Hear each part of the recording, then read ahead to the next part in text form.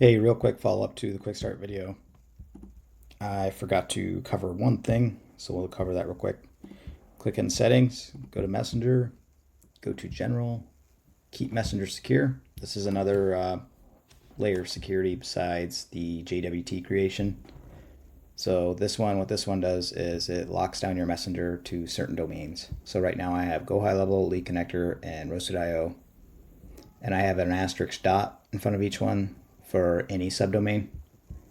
I guess you could just specify app.roaster.io, app.gohighlevel.com. It doesn't matter. And we'll test that to make sure. So we're on app.leadConnector, loaded just fine. App.gohighlevel, loaded just fine. Everything's good. And app.roaster.io, everything's good.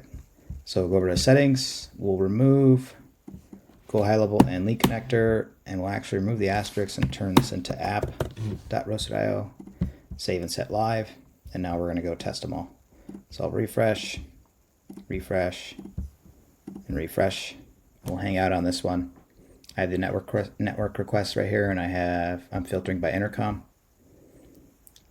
So we should see an error pop up once the internet loads. Might take a second. I have really slow internet right now for whatever reason.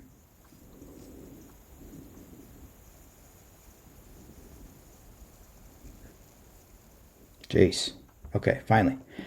All right, so if I go to this field, network call here in red, you can see this domain has not been trusted for the intercom app defined in the JavaScript snippet. Should be the same case for here and Go High Level. Yep. But app.roaster should have loaded, and there we are. Perfect. So make sure to lock down your Messenger to only the URLs you want to be able to load it. That's all I got. Thank you.